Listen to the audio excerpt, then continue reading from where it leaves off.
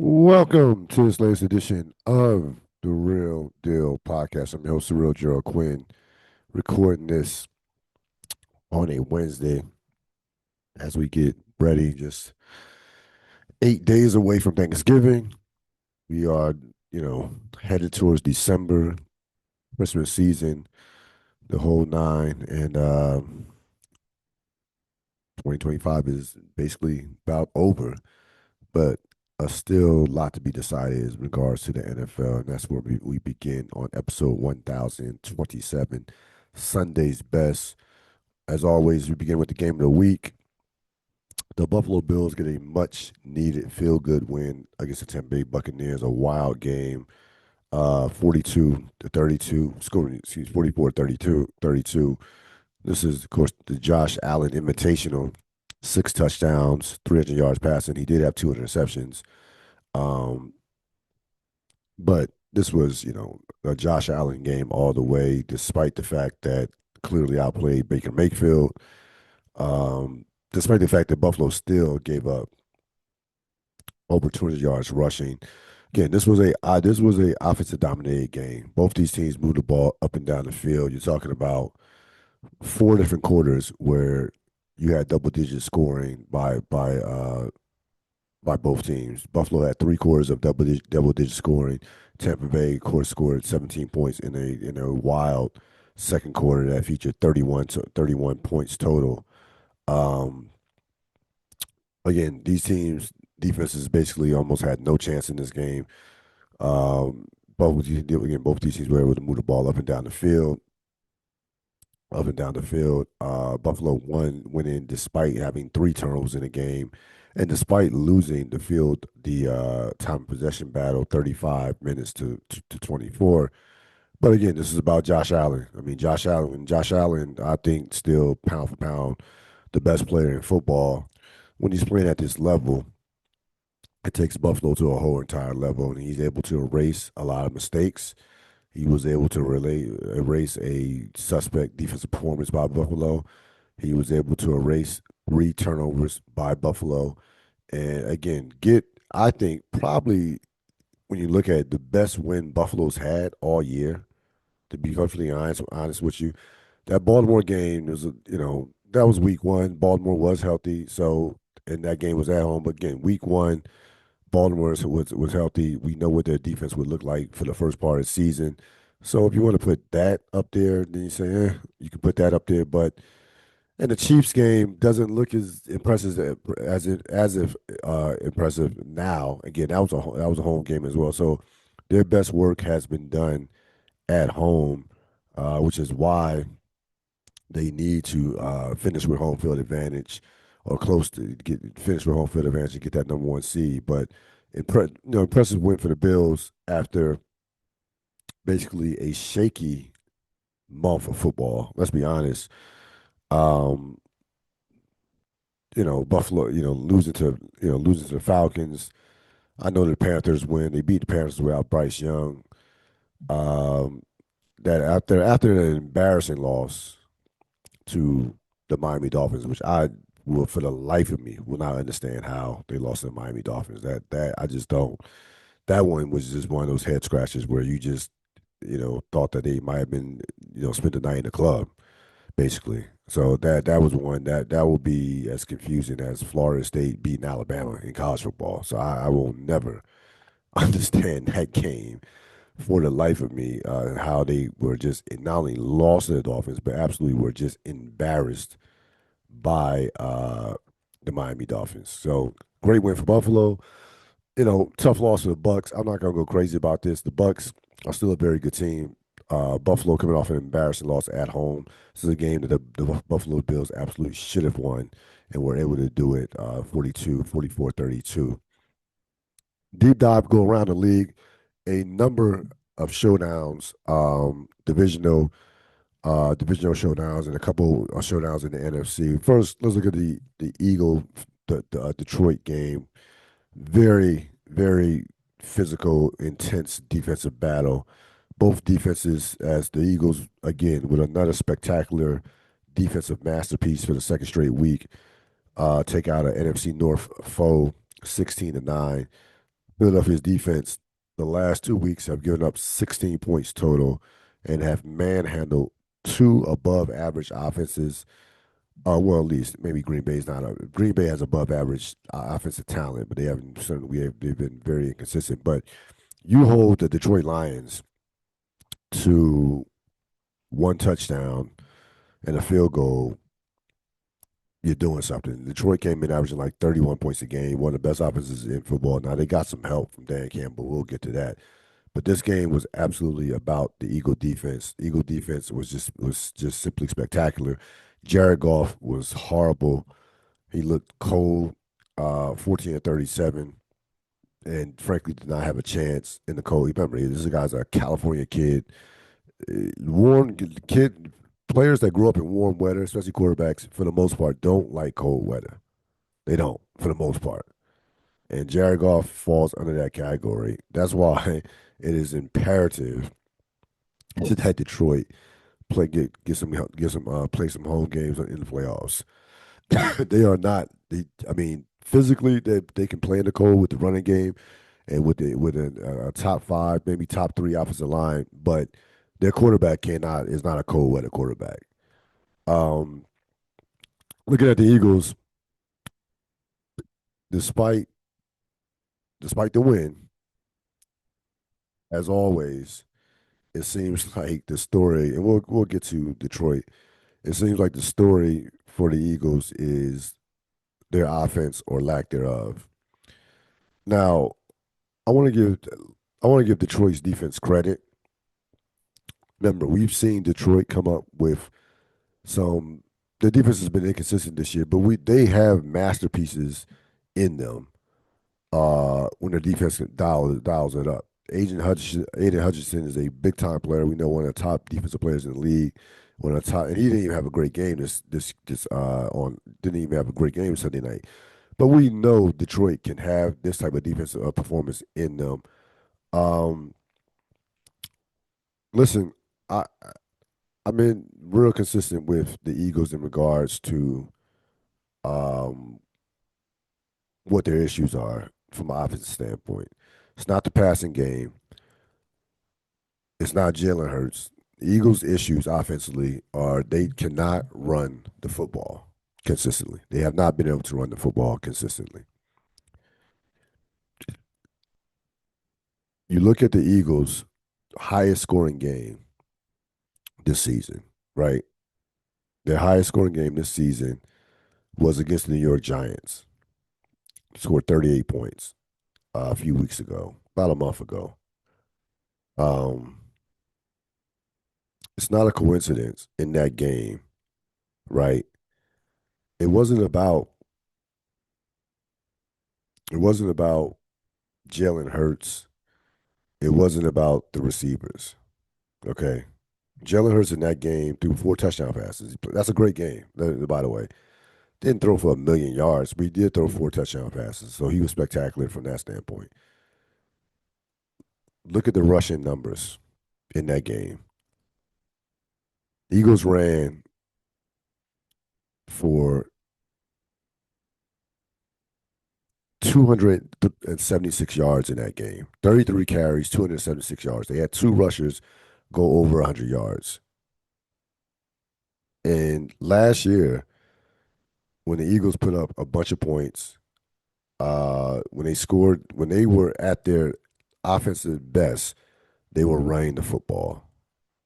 Let me give you what the Eagles rushing numbers were in the playoffs, right? In the playoffs, the 4 games, their 4 playoff games against Green Bay, Los Angeles, Washington, Kansas City.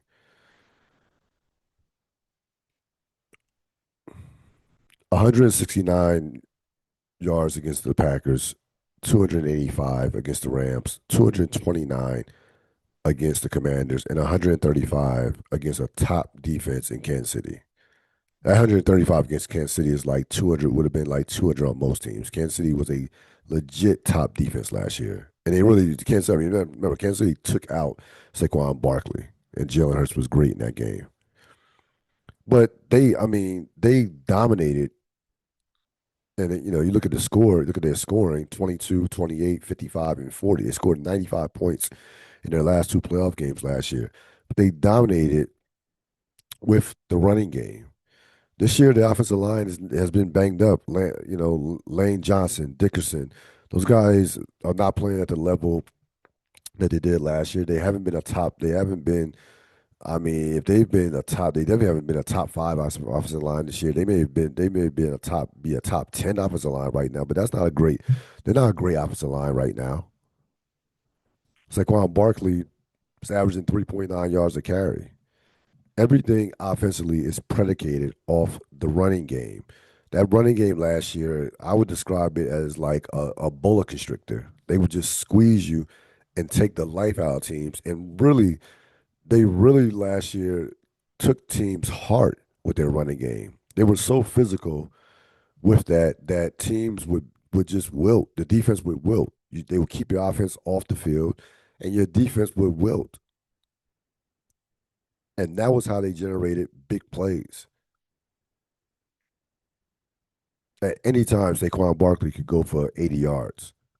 We saw it against the Rams on multiple times in both games against the Rams that he can break a 70, 80 yard run.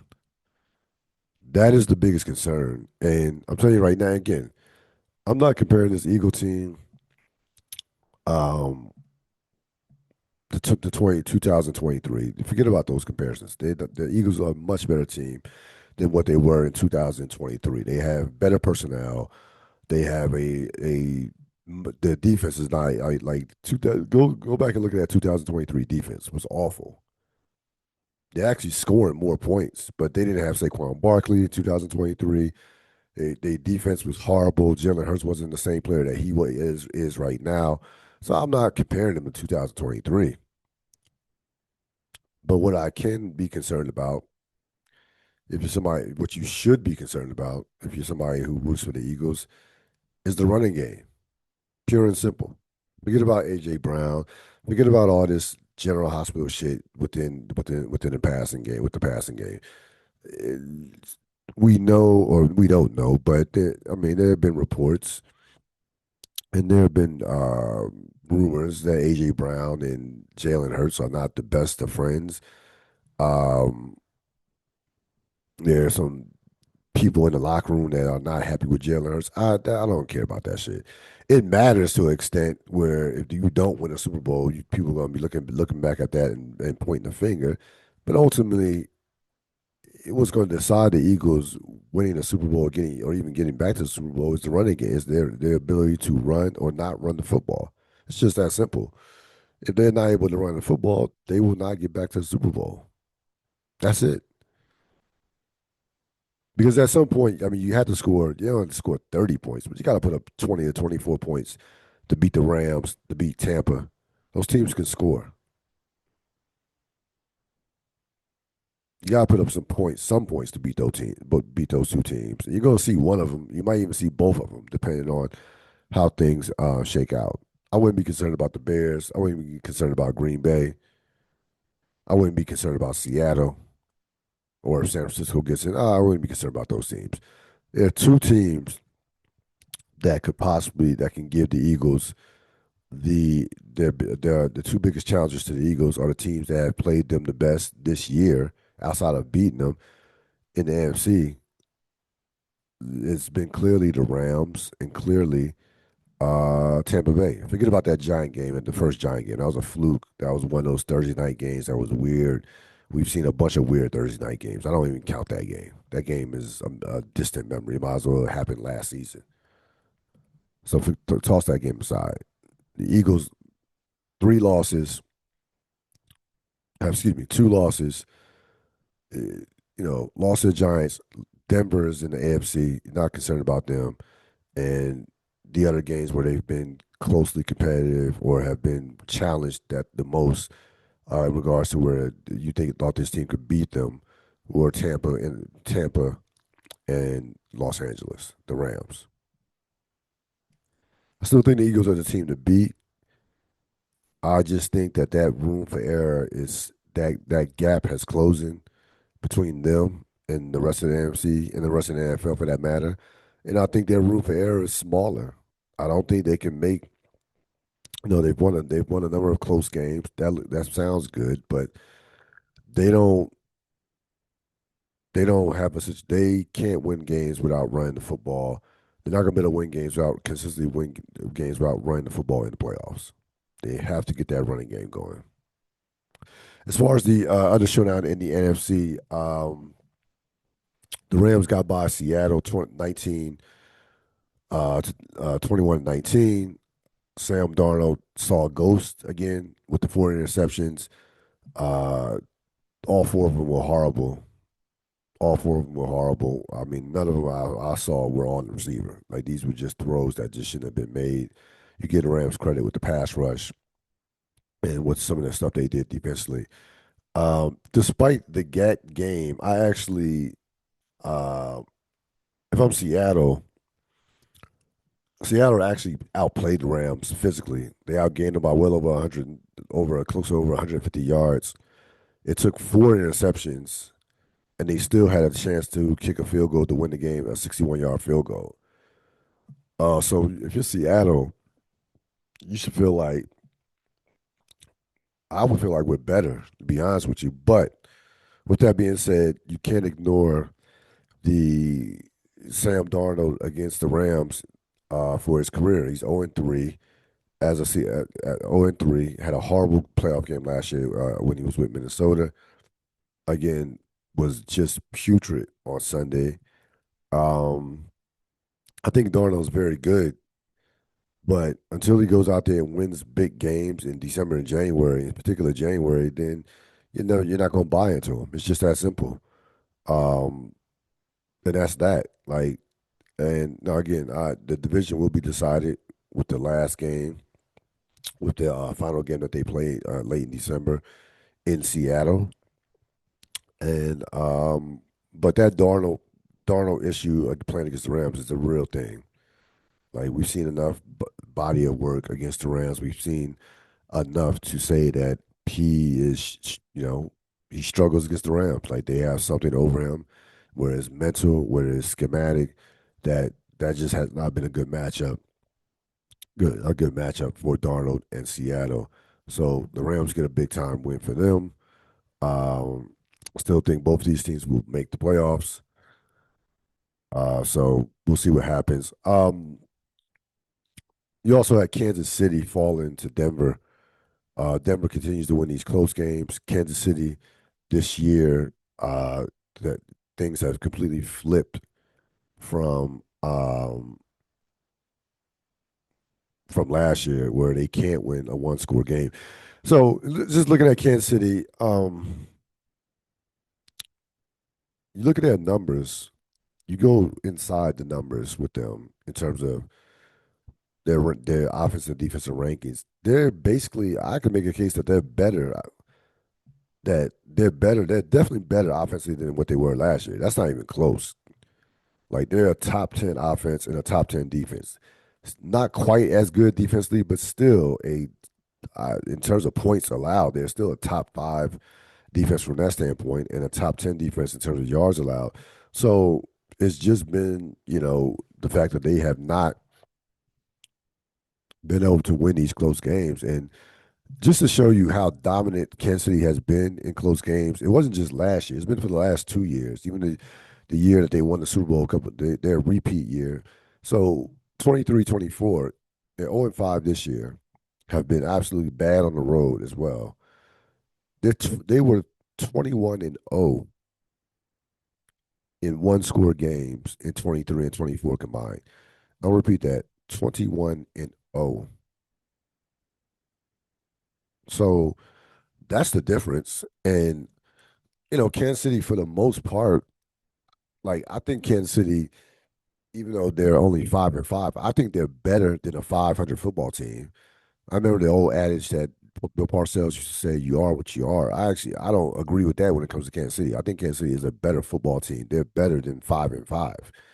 But what's happening, I think that what's happened to Kansas City, it's not so much that they've fallen off, is the other teams have just gotten better.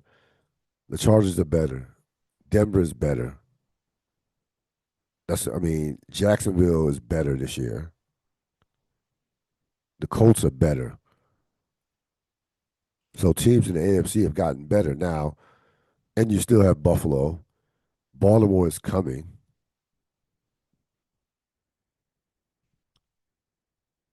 So I just think that the people, the teams around them have just gotten better, especially within that division. The only bad, I mean, there's one bad team in that division. That's the Raiders. That's it. Denver and the Chargers are clearly better teams than what they were last year. So that streak of 9 straight divisions is probably more likely going to be snapped.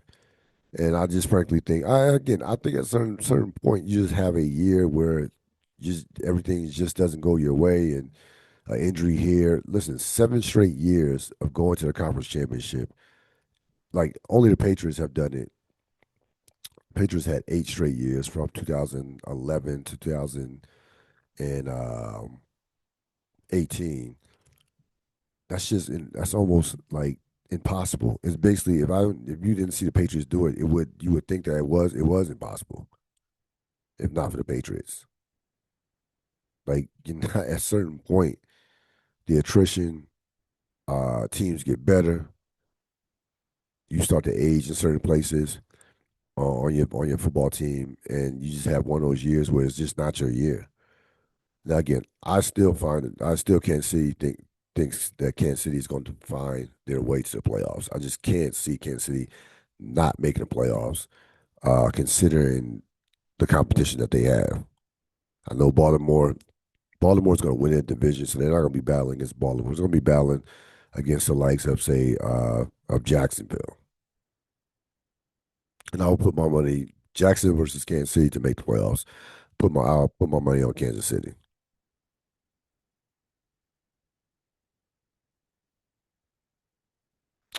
Best of the 21st century. We go Netflix rom com series. Forever. This came out in this past May. It is a instant classic as far as I'm concerned. You're talking about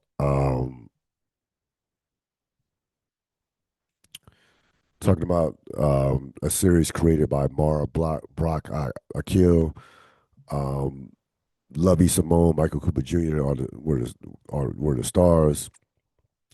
It immediately I was gravitated. I was hooked to this. Finished it in about 2 weeks. 8 episodes in about 2 weeks. Could have finished it in one weekend, but I didn't. I really just I didn't want to binge it that much because I was captivated by just this coming of age story about first love, and you know like we've seen great rom coms, some classic rom coms, but there has not been that many recently, in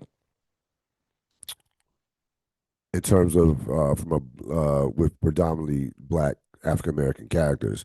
Like now, so the classics: Love Jones, Love and Basketball. You want to put um, Brown Sugar in there. You want to put Best Man, the first one. But the thing about I can't think of a series like this, a streaming series that that was on this level. This again, separate this series is the fact that the portrayal of the characters. You have a young man who is gets is going to college. His parents are highly successful. They live in a nice house in L.A. Um, you have just authentic characters from both families. I think Wood Harris, who plays Justin's father, Eric. I think absolutely stole the series. Like his portrayal as a father, to kind of balance out the overbearing mother. I just thought he Wood Harris, and I've been a Wood Harris fan since going Avon Barksdale in The Wire. You're talking about Paid in Full, Above the Rim. So I mean, Wood Harris has been doing quality work for a long time now.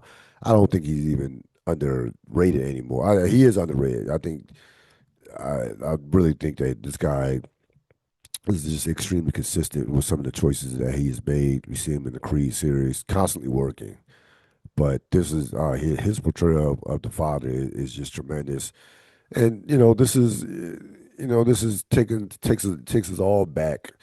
When you talk about first love, and when you talk about, and I think they did a phenomenal job of not being so cliches, not being too mushy, not being no. This was real life. This was mixing. It's based off a book from Judy Blume. They modernized it to 2018. Both lead characters are absolutely, you believe these characters. You believe that these characters care about these characters love each other, care about each other. Uh, One of the better breakup scenes. Spoiler alert: they're coming back for season two, so that's why they had to do it. Of course, they had to break up for season two, so you can get back together. But I just thought this series was just phenomenal, and it was the best series that I saw on Netflix all year long. It really was. It stood out. Recently rewatched it again, and again, the portrayal of African American characters, actors, is always, we get, so it's a lot of garbage out there. It's a lot of reality television. It's a lot of bullshit out there, to be honest with you. If you want to see a portrayal of just a successful families, and you want to see a portrayal of just real life, both parents in their lives. And again, there wasn't struggle. She has a father who does too much. Uh, Even his parents, even Justin's parents. Well, not the father, the mother, over the helicopter mother, overbearing, loved him to death. But it gave an authentic and realistic view of life, um, and of this coming of age series. And again, this did not get too cliche. There was there. I mean, you gotta reach real hard, look real hard to find any cliches or to find any corny, mushy stuff. This was not that. This was not that. And I frankly, I think this one of the best portrayals and usages of LA since Insecure, to be honest with you. The cinematography, the shots, some of the shots that they have, really, LA was a character in this series for sure.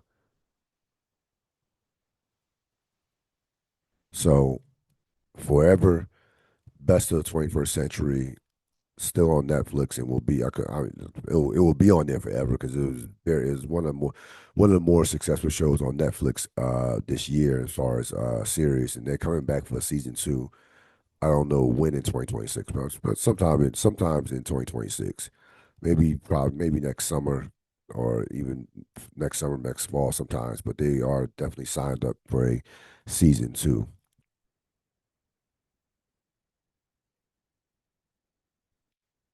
Who won the week? The best basketball player in the world, Djokovic. He right now is playing at a level. Now he finished second in MVP. Statistically, had his best year last year, but he's even been better this year. I watched the game where he scored. As I pull up his numbers here, right now he's at 29, 13, and 11. Leads the league in rebounding and assists, seventh in points, shooting almost 65% from the field. He in the month of November, basically 35, 13, and 11, shooting 67% and 47% from the 3-point line, 85% from the line. He had a game against the Clippers. He had 55 and 12 last week on 78% shooting. So 18, he was 18 for 23, 55, 12, and 6. And I watched the highlights of the game, saw the first quarter. First quarter, he had like 25 points. Really just took the Clippers' soul. He looked like he was playing by himself. He looked like that he made it look so easy that it seemed like he was in the gym working on his shots, going through his routine. There was a shooting tree, just like a quarterback has a passing tree. He seemed like he was going through it, mid range, 3-point shots, pull ups, everything. And it did not look like anybody was there to. His shots got contested, but it didn't seem he. It just seemed like it was so effortless that it didn't look like anybody was guarding him. And he is so far ahead mentally as a basketball savant. He sees plays 3 steps. He's 3 steps ahead on the court with some of the shit that he's doing, with the passing, with the manipulation. He's like a great quarterback, manipulating the defense. Um, and again, I didn't think he could play any better than what he did last year. He's actually been better, and he's not a super liability on defense. To be honest with you, either.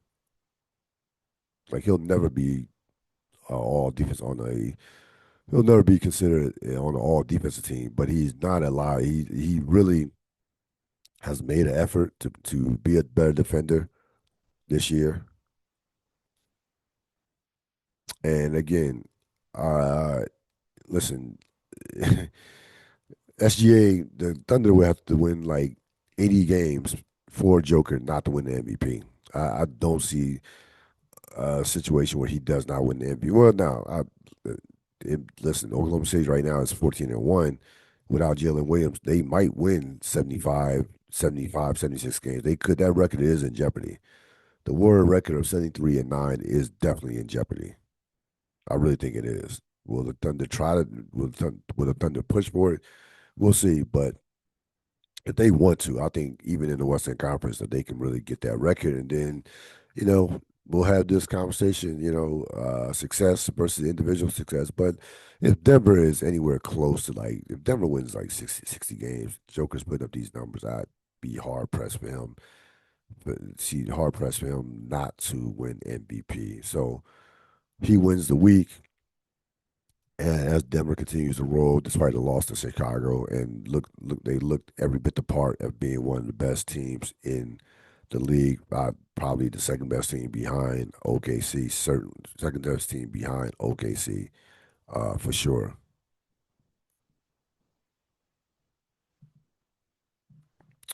Statement Saturday in the college football. Let's go through the first. I mean, obviously you had some big wins from Oklahoma and Georgia. Georgia playing as well as they've played all season long. Absolutely destroyed Texas. They own Texas over the last 2 seasons. They're 0-3 against Texas.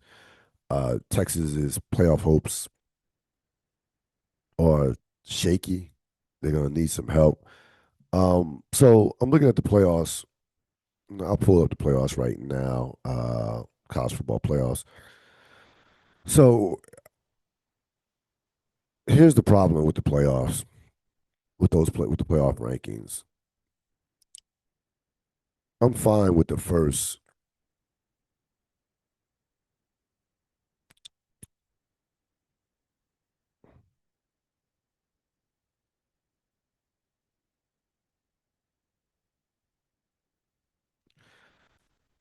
I'm fine with the first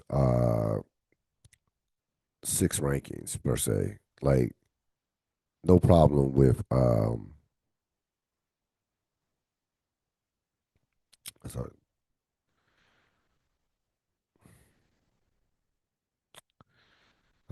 still continue to pull them up.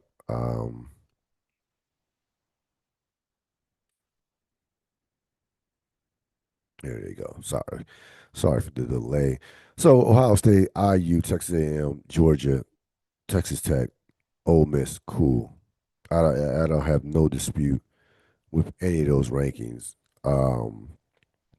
per se. This is when we get tricky. You have Oregon seventh. I'm sorry, Oregon. That Penn State game was in September. Penn State has completely fallen off the cliff. They're going to have a losing season. Oregon over Oklahoma is a problem. You want to compare Oregon's? Oregon has one. Oregon has one loss. Oregon. I know Oklahoma has two, but do you want to look at if you look at what Oklahoma has done this season? Oklahoma has beaten Michigan, which is playing good football right now. So they've beaten Michigan. They've beaten Tennessee on the road, and they just beat Alabama on the road. Alabama's playing as well as any team in the country, and they play in the SEC. They played a brutal schedule. They have Oklahoma has Missouri this week. So you have Oklahoma, you have Oregon over Oklahoma. You have Notre Dame over Alabama. Okay, both of the now. This is even more egregious to me. That's probably more egregious than Oklahoma, than Oregon over OU. Notre Dame had a good win against Pittsburgh. Pittsburgh, not a great team, but came in ranked. They also beat LSU, not LSU, beat USC, and USC has played well. We know Alabama had a stretch where they beat four straight ranked teams. And you want to tell me who's the better looking team physically on paper? I'm still taking Alabama over Notre Dame. I'm sorry, like no. And again, I know Notre Dame doesn't have any bad losses. Like they lost at Miami. They lost a down to the wire against an undefeated Texas A&M game.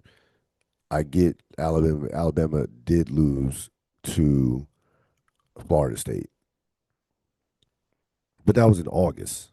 Okay, I don't see how the committee penalizes Alabama for losing a game against a Oklahoma team that is very good.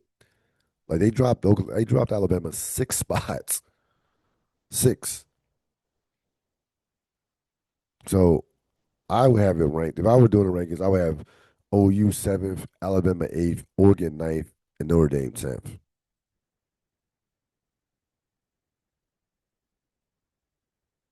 That's how I would have the rankings. Again, I have not been impressed with Oregon. Oregon just does not. Oregon's body of work is not there like that. And you still have a situation where Miami is starting to has made up some ground against Notre Dame, but there's still four spots clear of Notre Dame. Notre Dame is still four spots clear of Miami. Those two teams have the same record, and Miami has beaten them head to head, and Miami has wins.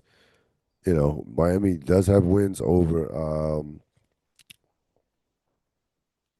has beaten a couple of ranked teams. Miami does have a win over did destroy South Florida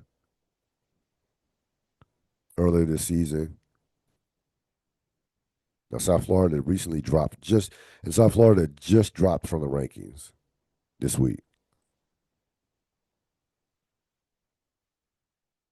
But I understand why Notre Dame is ahead of Miami. But Notre Dame should not be ahead of Alabama. And there's no way that to me that Oregon should be ahead of Alabama or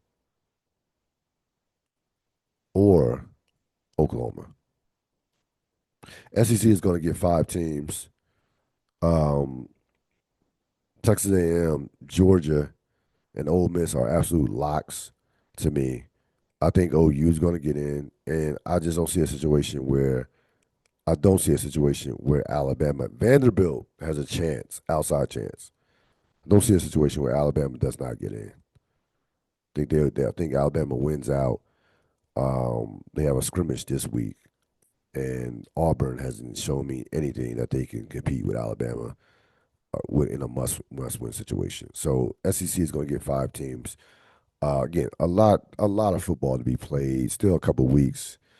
We've seen some wild shit happen in rivalry week. Like we've seen some which is coming up the week after next week on Thanksgiving weekend. So the things will figure themselves out, but keep your eye on that Notre Dame Alabama, OU, Oregon dynamic. That absolutely should be interesting to say the least. That's going to wrap it up for this latest edition of the Real Deal Podcast. I will see you next time. Have a great rest of your week. So long.